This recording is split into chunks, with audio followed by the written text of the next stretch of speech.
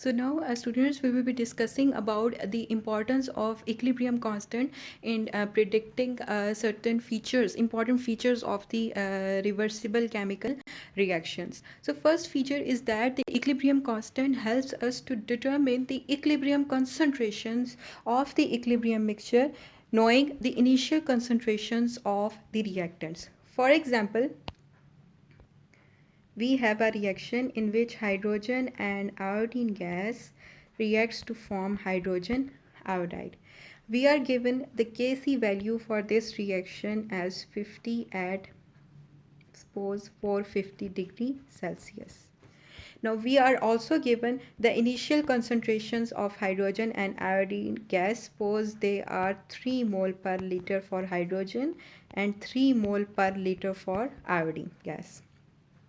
Now, if we know the initial concentrations of the reactants and if we know the Kc value for this reaction, then we may calculate the equilibrium concentrations of the reactants, that is hydrogen and iodine, as well as the equilibrium concentration of the hydrogen iodide.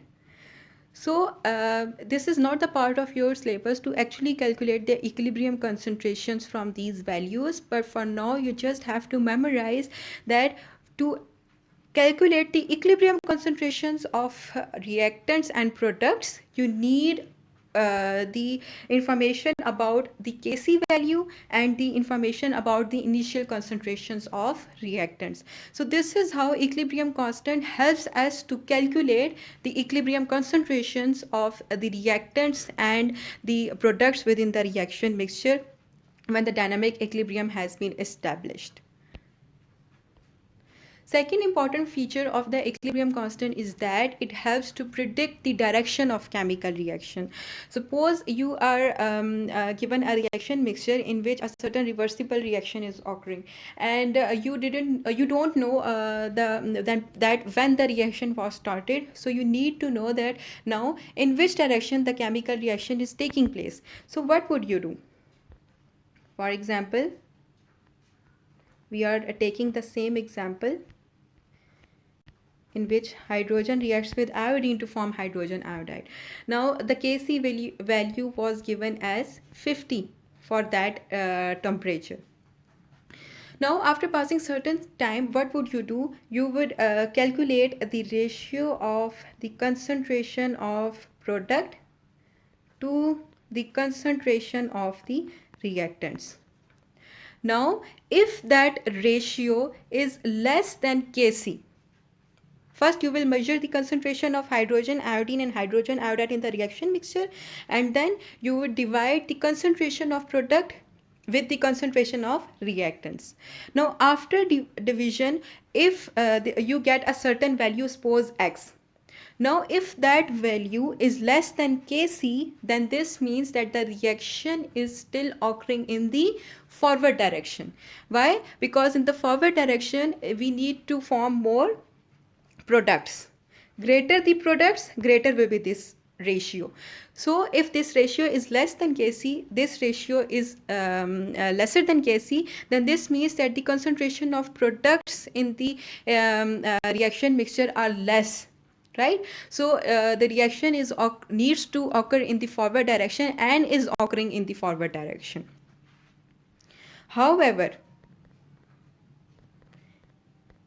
if suppose that this ratio is greater than Kc, then what does that mean? This means that the reaction needs to occur in the backward direction. Reaction is occurring in the backward direction or reverse direction in which the reactants are being formed.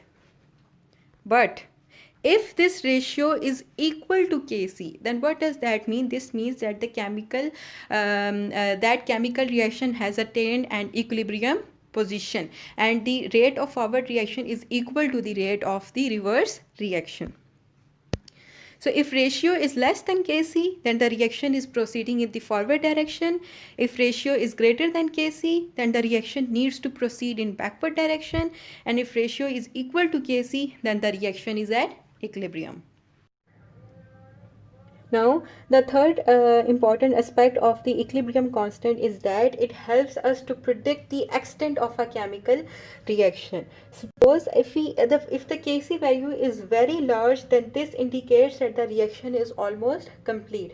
This means that the greater amount of product will be formed for that reversible reaction. However, if the Kc value is small, then it indicates that the forward reaction isn't favorable. This means that the smaller amount of product will be formed for that reversible reactions. So this is how Kc value helps us to predict the extent of a chemical reaction. And the fourth and the most important aspect of the equilibrium constant is that with the help of it we can predict that the effect of change in the conditions of the chemical reaction on the equilibrium state. It would tell that what would be the effect on the chemical system if we would change the conditions of that chemical